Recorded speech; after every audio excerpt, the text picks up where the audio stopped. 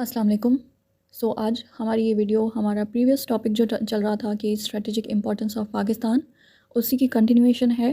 And अगर आपने वो वीडियो सुनी हो तो आपको मालूम होगा कि उन लास्ट 2 वीडियोस में हमने strategic importance of Pakistan discuss किया from the perspective of Pakistan north western border, जहाँ पे अफ़गानिस्तान लाई करता है। एंड अफ़गानिस्तान की तरफ से पाकिस्तान को क्या सिक्योरिटी चैलेंजेस फेस करने पड़े हैं बिकॉज ऑफ इट्स लोकेशन, तो हमने उसको डिटेल में डिस्कस किया along with the involvement of Pakistan with US and USSR and then now Russia regarding the Afghan issue. All right, so in this video we'll move on, and now we'll focus on Pakistan's eastern border, जहाँ पे India लाई करता है। और आप ये जानते हैं कि since the inception of Pakistan we have had hostile relations with India, और ख़ास तौर पर पिछले चंद सालों में हमारे इंडिया से मज़ीद ताल्लुकात ख़राब हुए हैं। और हमारे कंसर्न्स इस वजह से भी बड़े हैं इंडिया के हवाले से, क्योंकि हमने देखा है कि पिछले चंद सालों में यूएस की जो इंडिया के साथ एक स्ट्रेटजिक मिलिट्री इंगेजमेंट है वो काफ़ी ज़्यादा बढ़ चुकी है। और अब भी पाकिस्तान के लिए ये परेशानी की बात ये इसलिए है क्योंकि अब यूएस का जो इंटरेस्ट है पाकिस्तान से ख़त्म हो चुका है। एंड वैसे भी फॉर इट्स अफ़गानिस्तान्स डिफ़ीट, अमेरिका जो है holds Pakistan responsible for its defeat, जिसकी वजह से हमारे यूएस के साथ रिलेशंस काफ़ी स्ट्रेन हुए हैं। और साथ ही हम देख रहे हैं कि जो हमारी चाइना के साथ इकनॉमिक और मिलिट्री डिपेंडेंस इंक्रीज़ हो रही है, उसकी वजह से भी यूएस हमसे काफ़ी नाखुश है। एंड इसीलिए जो है, क्योंकि चाइना स्ट्रॉन्ग ना हो, चाइना का इन्फ्लुएंस इस रीजन में ना बढ़े, इसलिए वो इंडिया को सपोर्ट कर रहा है, इंडिया को इस्तेमाल कर रहा है US to counter balance China. So obviously now this has added to our security concerns regarding India, क्योंकि हम ये जानते हैं कि सी पैक हमारी इकॉनमी के लिए एक लाइफ लाइन है और इंडिया यूएस की मदद से उसको सबोटाज करने की पूरी कोशिश कर रहा है। तो अगर हम इंडिया और पाकिस्तान के रिलेशंस की बात करें तो पहले तो ऑन एंड ऑफ पाकिस्तान के रिलेशंस कभी इंडिया से सही होते थे और कभी ख़राब हो जाते थे, लेकिन स्पेशली आफ्टर 9/11 हमें ये देखने को मिलता है कि इंडिया कॉन्स्टेंटली ये कोशिश करता है कि पाकिस्तान को एक टेररिस्ट स्टेट डिक्लेयर कराया जाए। पाकिस्तान पर बार बार टेररिज्म के इल्ज़ामात लगाए जाते हैं एंड कश्मीर इशू को सॉल्व करने की बिल्कुल कोशिश नहीं की जाती। उसके लिए पाकिस्तान से बिल्कुल इंगेजमेंट रोक दी जाती है एंड कोशिश की जाती है कि ग्लोबल लेवल पे पाकिस्तान को आइसोलेट कर दिया जाए। और हम देखते हैं कि रिसेंटली भी जब 2018 में पाकिस्तान को ग्रे लिस्ट किया गया FATF में, तब उसके बाद इंडिया कॉन्स्टेंटली इसी कोशिश में लगा हुआ था कि किसी तरह पाकिस्तान को ब्लैक लिस्ट कराया जाए, जिसको और इस ऑब्जेक्टिव को अचीव करने के लिए इंडिया ने मुख्तलिफ टेररिज्म के इल्ज़ामात लगाए पाकिस्तान पर। और 9/11 के बाद हमें ये देखने को मिलता है कि इंडिया डिप्लोमेटिकली कश्मीर इशू को सॉल्व करने की तमाम कोशिशें छोड़ देता है और ये कोशिश करता है कि किसी तरह मिलिटरीली ख़ुद को स्ट्रॉन्ग करके और कश्मीर को ऑक्यूपाई कर लिया जाए। और कश्मीर के मामले में पाकिस्तान को ग्लोबली वीक करने के लिए पाकिस्तान पर क्रॉस बॉर्डर टेररिज्म के काफ़ी इल्ज़ामात लगाए गए। यूनाइटेड नेशंस के प्लेटफॉर्म पर भी पाकिस्तान के अगेंस्ट कंप्लेंट्स की गई regarding the cross border terrorism and support for the freedom fighters. Like जो कश्मीरीज इंडिपेंडेंस के लिए फ़ाइट कर रहे हैं, we call them freedom fighters, लेकिन India calls them terrorist. Alright, तो पाकिस्तान की उनको सपोर्ट फॉर दी टेररिस्ट कहा जाता है इंडिया की जानिब से। लेकिन पाकिस्तान अपनी तरफ से ये कोशिश ज़रूर करता है कि किसी तरह कश्मीर इशू को सॉल्व कर लिया जाए, जिसके लिए वो यूएस को बीच में लाता है ताकि यूएस की मीडिएशन के थ्रू कहीं ना कहीं कोई एग्रीमेंट रीच कर जाए, लेकिन उसके लिए भी ऑब्वियसली इंडिया नहीं मानता। तो ये तमाम एफ़र्ट्स हमारे फ़ेल हो जाते हैं। मोरोवर जो इंटरनेशनल कम्युनिटी है उससे भी पाकिस्तान बार बार मदद मांगता है regarding Kashmir issue, regarding resolution of Kashmir issue, लेकिन उस हवाले से भी इंटरनेशनल कम्युनिटी इंडिया पर एज सच कोई प्रेशर नहीं डालती, क्योंकि इंटरनेशनल कम्युनिटी का ज़्यादातर फोकस पाकिस्तान इंडिया की हॉस्टिलिटी पे होता है, लेकिन अब it's about Pakistan and India's nuclear weapons. अगर हम 2016 ऑनवर्ड्स देखें तो हमें पाकिस्तान और इंडिया के रिलेशंस काफ़ी हद तक ख़राब होते हुए नज़र आते हैं। स्पेशली उरी अटैक इन 2016 और जो पुलवामा अटैक्स हुए थे इन 2019, उसके लिए उसमें इंडिया का नुकसान हुआ, जिसके लिए पाकिस्तान पर इल्ज़ाम लगाया गया सीधा सीधा कि वो पाकिस्तान ने ये अटैक्स कराए हैं। पाकिस्तान पर ये इल्ज़ाम लगाया गया कि उरी अटैक और पुलवामा अटैक्स में जो कश्मीरी फ्रीडम फाइटर्स हैं उनकी इन्वॉल्वमेंट थी, and they were backed and supported by the Pakistan government. तो इस तरह दोनों कंट्रीज़ में टेंशन्स मज़ीद बढ़ी। और अगर आपको 2019 का फरवरी का वाक़या याद हो तो यू नो दैट वो वाला जो अटैक था पाकिस्तान पर किया गया, that was done to take revenge from Pakistan से पुलवामा अटैक का बदला लेने के लिए वो अटैक किया गया। लेकिन आपको पता है कि उसका रिज़ल्ट क्या निकला? तब ये हुआ था कि 26 फरवरी 2019 को जो इंडियन एयरफोर्स है उनका क्राफ्ट जो है उसने लाइन ऑफ कंट्रोल को क्रॉस किया एंड एयर स्ट्राइक्स लॉन्च की पाकिस्तान के against by coming into the Pakistani territory. यानी कि जो लाइन ऑफ कंट्रोल की हदूद हैं उनको क्रॉस करके उनका तैयारा पाकिस्तान में आया और पाकिस्तान की टेरिटरी पे एयर स्ट्राइक्स लॉन्च की। लेकिन पाकिस्तान का एज सच कोई नुकसान नहीं हो पाया, और इसीलिए जो पाकिस्तान का रिस्पांस था उस पर वो भी काफ़ी कैलकुलेटेड और सेंसिबल था टू अवॉइड एनी एस्केलेशन।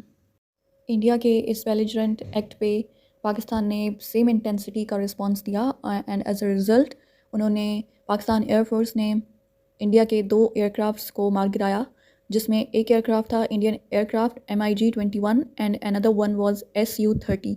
ये दोनों मार गिराए। जो Su-30 है वो इंडियन हेल्ड कश्मीर में जाके गिरा, and then other one which fell in Pakistan Azad Kashmir में गिरा, वो था इंडियन एयरक्राफ्ट MiG-21। ठीक है, एंड यू नो के पाकिस्तान एयरफोर्स ने इंडियन पायलट अभिनंदन को भी गिरफ्तार किया, but later on as a goodwill gesture Pakistan ने उसे रिटर्न कर दिया इंडिया। बट स्टिल इंडिया ने कोई पाकिस्तान को पॉजिटिव रिस्पांस नहीं दिया, बल्कि अब बेलिजरेंट जो एक एक्ट है उसको बरकरार रखा।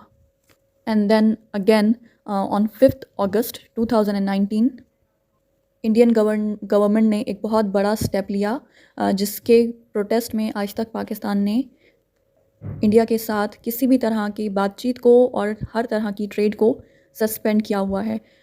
5 अगस्त 2019 को इंडिया ने जो कश्मीर के स्पेशल स्टेटस को बरकरार रखने के लिए जो उनके कॉन्स्टिट्यूशन में 2 आर्टिकल्स मौजूद हैं उनको रिवोक कर दिया, उनको ख़त्म कर दिया। यू नो के Indian government revoked article 370 and 35A। So basically they annexed Kashmir, और इन आर्टिकल्स की रिवोकेशन के बाद वहाँ पे हैवी मिलिट्री प्रेजेंस को इंश्योर किया गया और लोगों को लॉकडाउन में रखा गया ताकि वो बाहर निकल के किसी भी तरह का प्रोटेस्ट ना कर पाएँ, एंड जिसकी वजह से कश्मीर को most militarised region in the world भी कहा जाता है। इंडिया के इस स्टेप के बाद पाकिस्तान ने मुख्तलिफ प्लेटफॉर्म्स पर जाकर अपना प्रोटेस्ट किया against this all illegal act by India, and then कोशिश की गई कि इंटरनेशनल कम्युनिटी को इस बात पर प्रेशराइज़ किया जाए कि वो इंडिया को फोर्स करे कि वो ये तमाम आर्टिकल्स को या कश्मीर के स्पेशल स्टेटस को रीस्टोर करे। एनीवेज़, इस तमाम के बाद अब तक इंडिया अपने स्टांस से पीछे नहीं हटा। In fact now they have made the life of Indian Muslims very difficult.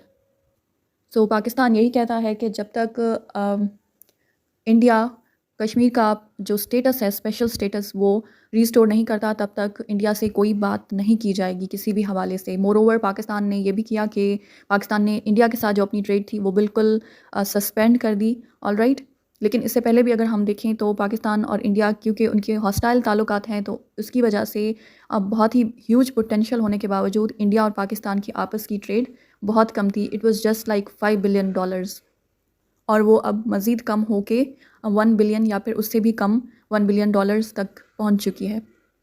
And that trade also includes very essential commodities like medicines and some other things also like medical equipment. इसके अलावा अगर हम बात करें अफ़गानिस्तान के पर्सपेक्टिव में, तो हम ये देखते हैं कि स्पेशली 9/11 के बाद अफ़गानिस्तान में जो गवर्नमेंट इंस्टॉल की जाती है वो कुछ एंटी पाकिस्तान थी, ठीक है, and it was pro India. इसके अलावा वहाँ पर आकर इंडिया ने अपना इन्फ्लुएंस बरकरार रखने की कोशिश की इन अफ़गानिस्तान, ठीक है, वहाँ पे काफ़ी इन्वेस्टमेंट की to appease the Afghan government, alright. और इसी तरह ही वो अपना इन्फ्लुएंस भी रख सकते थे अफ़गानिस्तान की रीजन में। यहाँ पर इंडिया का यही मकसद था कि ईस्टर्न बॉर्डर पे तो वैसे ही पाकिस्तान इंगेज है because of the hostile neighbour, लेकिन इसका मकसद ये था कि अफ़गानिस्तान में भी एक अपना स्ट्रॉन्ग इन्फ्लुएंस रखे India, and north western border पे, पाकिस्तान के नॉर्थ वेस्टर्न बॉर्डर पे अफ़गानिस्तान के रीजन में भी रहकर पाकिस्तान के ख़िलाफ़ वो कॉन्स्पिरेसीज़ करे, एंड पाकिस्तान के जो वल्नरेबल रीजन्स हैं जैसा कि बलूचिस्तान जहाँ पे सेसेशनिस्ट टेंडेंसीज़ पाई जाती हैं, वहाँ पे रहकर पाकिस्तान को डिस्टेबलाइज़ करने की कोशिश करे। जैसा कि काफ़ी टाइम पहले पाकिस्तान ने ईरान का जो पाकिस्तान के साथ बॉर्डर है वहाँ से उनके एक स्पाई को, एक इंडियन स्पाई को अरेस्ट किया, ऑलराइट, और उसका मकसद ये था कि वो वहाँ पर रहकर सी पैक को सबोटाज करे। एनीवेज़ 9/11 के बाद इंडिया यहाँ पर अफ़गानिस्तान में आया और यूएस की भी सपोर्ट उसे हासिल थी। इसके अलावा उन्होंने अपने फ्रेंडली रिलेशंस बनाए अफ़गान गवर्नमेंट के साथ, और यहाँ पर जो इंडियन एजेंसी है रॉ, उन्होंने एंटी पाकिस्तान एलिमेंट्स के साथ पाकिस्तान को डिस्टेबलाइज़ करने की भी कोशिश की। और यही वजह है कि पाकिस्तान ने हमेशा चाहा है कि एटलीस्ट अफ़गानिस्तान के बॉर्डर पे एक पाकिस्तान फ्रेंडली गवर्नमेंट हो, ताकि जो इंडियन फैक्टर है, जो उस लिहाज से फियर है पाकिस्तान का सिक्योरिटी के हवाले से, वो एलिमिनेट हो सके। And now after US troops withdrawal, वहाँ से ऑब्वियसली यूएस को भी जाना पड़ा। उनके जो भी लोग यहाँ पर काम कर रहे थे उनको भी यहाँ से अफ़गानिस्तान के रीजन से जाना पड़ा है। End of course Pakistan is satisfied with this although अभी भी पाकिस्तान को काफ़ी सारे चैलेंजेस का सामना है, और ये खदशा पाया जाता है कि क्योंकि वहाँ पे अभी तक इतनी स्टेबल गवर्नमेंट नहीं आ पाई है अफ़गानिस्तान में, अभी भी वहाँ पर बहुत इंस्टेबिलिटी है, तो हो सकता है कि इंडिया जो एंटी तालिबान और एंटी पाकिस्तान एलिमेंट्स हैं उनको सपोर्ट करे मिलिटरीली भी और इकोनॉमिकली भी, और फिर अगेन अफ़गानिस्तान को डिस्टेबलाइज़ करने की कोशिश करे। तो ये खदशा अभी भी पाया जाता है, और इसके लिए भी ऑब्वियसली पाकिस्तान ने स्टेप्स लिए हैं कि किसी तरह जो हमारा अफ़गानिस्तान के साथ दुरन लाइन पे पोरस बॉर्डर था उसकी फेंसिंग स्टार्ट की पाकिस्तान ने। I guess it was started in 2016, you can confirm it. और अब वो जो बॉर्डर पे फेंसिंग है वो मोर देन 96% कंप्लीट कर ली गई है, alright. So this is very important development, लेकिन इस पर मज़ीद हमें काम करने की ज़रूरत है, क्योंकि अभी भी जो जितना थोड़ा बहुत फेंसिंग रह गई है वहाँ से भी अभी तक हमारे जो सोल्जर्स हैं उन पर काफ़ी अटैक्स कर चुका है टीटीपी। तो अभी भी हमें वहाँ पे काफ़ी काम करने की ज़रूरत है। कंक्लूजन ड्राइव करें तो वी गेट टू नो कि पाकिस्तान जो economically, Jio strategically and Jio politically एक बहुत ही इंपॉर्टेंट लोकेशन पे लाई करता है इन साउथ एशिया, और ये वो रीजन है कि जहाँ पे ग्लोबल पावर्स का बहुत ज़्यादा इंटरेस्ट है। जैसा कि अगर हम जियो इकोनॉमिक पर्सपेक्टिव से बात करें तो उसका पाकिस्तान का मेजर इन्वॉल्वमेंट है in China Pakistan economic corridor, जो कि एक फ्लैगशिप प्रोजेक्ट है बेल्ट एंड रोड इनिशिएटिव का, जिससे चाइना का ओवरऑल इस रीजन में और इससे आगे भी चाइना का इन्फ्लुएंस बहुत ज़्यादा बढ़ेगा, ठीक है। तो इसीलिए इस रीजन में यूएस अपनी राइवलरी की वजह से ये नहीं चाहेगा कि अफ़गानिस्तान में पूरी तरीके से स्टेबिलिटी आए, क्योंकि अफ़गानिस्तान में स्टेबिलिटी आने का मकसद है कि सी पैक को एक्सटेंड कर दिया जाएगा अफ़गानिस्तान और इससे आगे भी, ऑलराइट। तो जिससे काफ़ी हद तक सी पैक का project, belt and road initiative का जो प्रोजेक्ट है उसको एक सक्सेस बनाया जा सकता है, जो कि यूएस कभी भी नहीं चाहेगा। तो इसके अलावा वो इस रीजन में इंडिया को काफ़ी हद तक स्ट्रेंथन कर रहा है to counter balance China, alright. Moreover US Russia को भी वीक करना चाहता है, जैसा कि हम देख रहे हैं कि करंटली रशिया और यूक्रेन की वॉर चल रही है, जिसमें रशिया पर काफ़ी हैवी सैंक्शंस लगाए गए हैं, जिसकी वजह से ये एक अटैम्प्ट है टू वीकन रशियाज़ इकोनॉमी, ठीक है। लेकिन अगर अफ़गानिस्तान के रीजन में स्टेबिलिटी आ जाती है तो यू नो वेरी वेल कि पाकिस्तान, चाइना, इंडिया, ये तमाम एनर्जी थर्स्टी कंट्रीज़ हैं।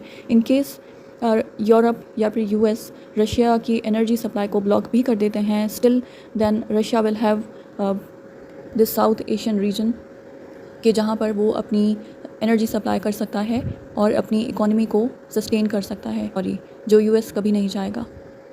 तो अगर आप गौर से एनालाइज़ करें तो आपको ये बात समझ में आएगी कि कहीं ना कहीं हर जो मेजर पावर है उसका इंटरेस्ट पाकिस्तान से होकर ही गुज़रता है, और यही वजह है कि पाकिस्तान की जो स्ट्रेटजिक सिग्निफिकेंस है वो बहुत ज़्यादा है।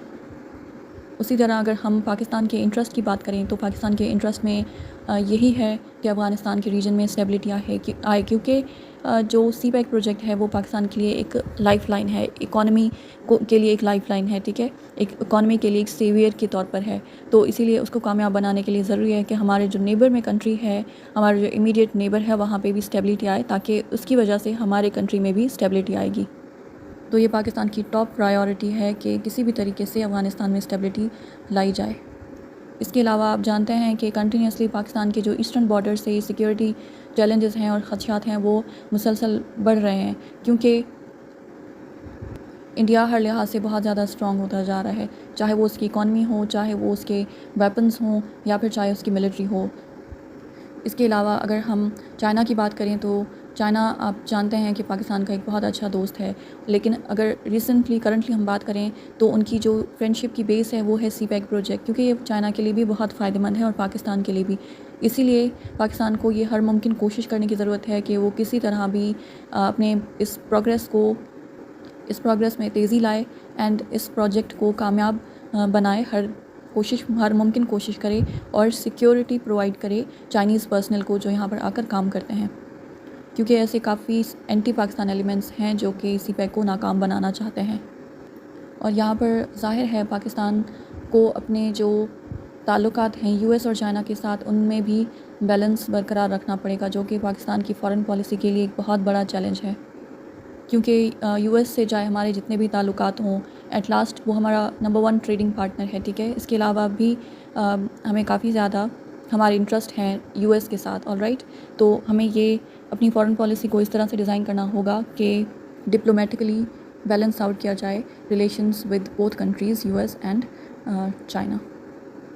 और एक स्ट्रॉन्ग फ़ॉरेन पॉलिसी है जो हमें हमारी स्ट्रैटेजिक लोकेशन को फुली एक्सप्लॉइट करने में हमारे लिए बहुत मददगार साबित हो सकती है। सो द थिंग इज़ कि हमें एक बहुत ही अच्छी, बहुत ही well thought foreign policy adopt करने की ज़रूरत है, और साथ ही अपनी इकॉनमी को स्ट्रॉन्ग करने की ज़रूरत है, तभी हम ग्लोबल लेवल पे एक अच्छी स्टैंडिंग इख्तियार कर पाएंगे। ऑलराइट, सो अब हम इस लेक्चर को यहीं पर एंड करते हैं। This is last and third part of our topic, strategic importance of Pakistan. I hope you liked it. So if you liked it, please like, share, comment and subscribe to my channel. Thank you so much. Take care. Bye bye.